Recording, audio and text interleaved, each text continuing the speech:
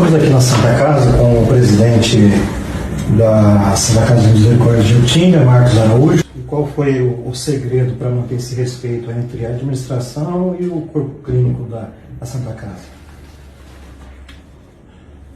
Eu não consigo ver outra forma que não seja a credibilidade que a diretoria tinha com relação à sociedade no modo geral, o apoio do poder público importantíssimo, seja do Araújo, do Toninho Roque, os funcionários.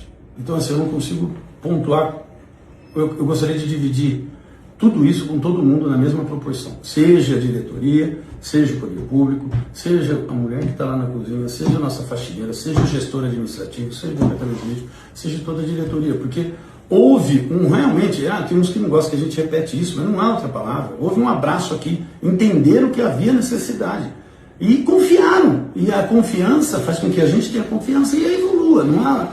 Não tem outra forma de trabalhar. Claro, problemas existem, vão continuar existindo.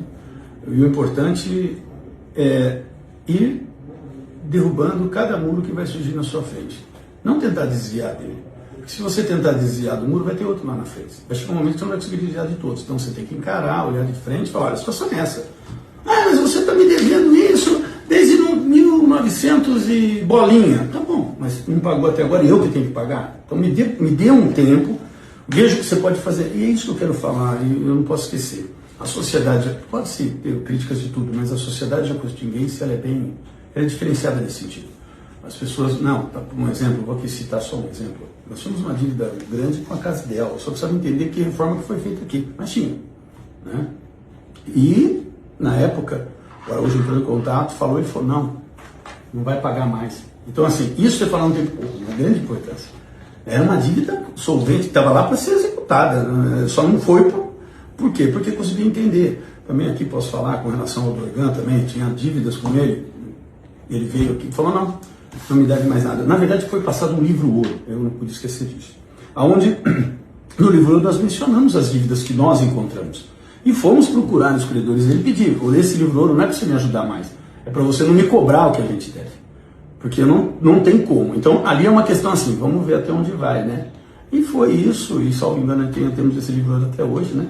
E ali entrou também as doações que foram feitas à época. Algumas empresas, no caso da Nestlé, que nos deu carrinho anestésico, que nos salvou na pandemia de 100 mil reais à época, nós não tínhamos. Então, ele virou o respirador na época da Covid, para vocês terem uma ideia. Então, assim, tudo isso deve ser lembrado, deve ser repetido, porque é importante a gente mostrar para a sociedade do que o trabalho bem feito desonera ela, é responsabilidade também, é do poder público também, mas o poder público é o SUS.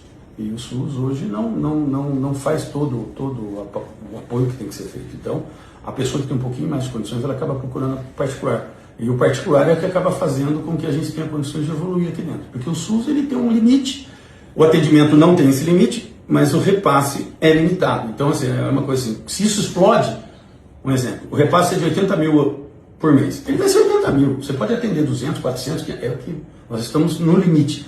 O particular já é diferente.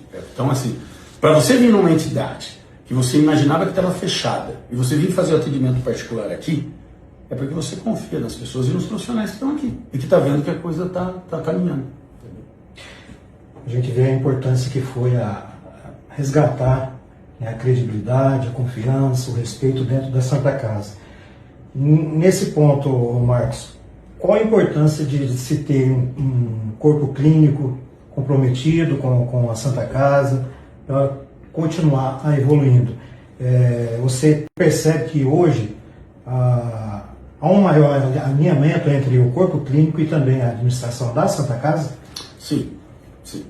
Numa primeira reunião que eu tive aqui em 2017, eu não conhecia os médicos, né? E muito menos como funcionava um hospital. E nessa primeira reunião, para vocês terem uma ideia, sentou o Dr. Fernando de um lado, o Dr. Eduardo do outro. Então, ou seja, eu estou falando de duas pessoas que na cidade não há o que falar, não tem o que mencionar. E eles sabiam que eu não tinha conhecimento técnico, eu não tinha um apoio técnico. Então, eu disse para eles assim, olha, vocês são médicos aqui, vivem aqui, construíram tudo que construíram na vida por meio da saúde.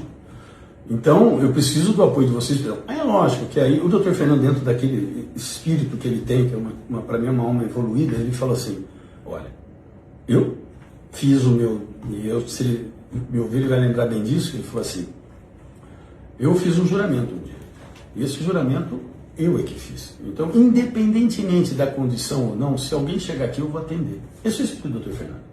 Dr. Eduardo, dentro do crescimento dele, da evolução dele também com relação às coisas do dia a dia, lá, materiais dele. Não, tudo bem, eu vou. Só que naquele momento, a Santa Casa também passava por uma situação chata. A vigilância tinha vindo aqui e tinha encontrado alguns problemas, dentre eles algumas coisas que foram realizadas que não poderiam ser por noção de debate com complexidade. Hoje eu consigo entender isso com clareza, mas na época, como assim? Chega alguém aí, eu não posso fazer? Não. Se você entrar pelo SUS, não. Mas se você entrar particular, pode. Então, tá, mas eu entro pelo SUS, depois eu posso ir particular? Não.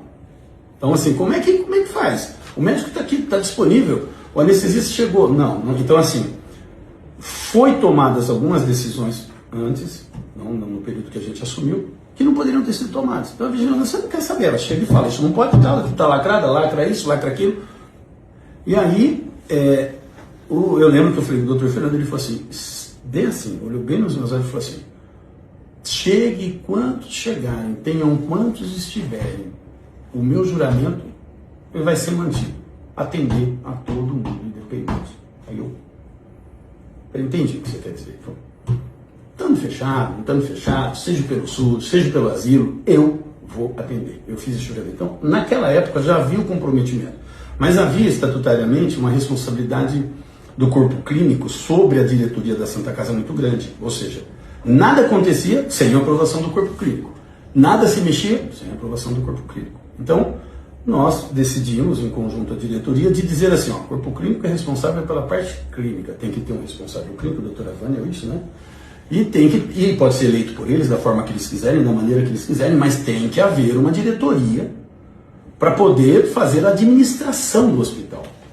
Com pessoas, nesse sentido, que não recebem nada, fazem isso de forma voluntária para não haver nenhum tipo de comprometimento nesse sentido. E só demonstrar o quê?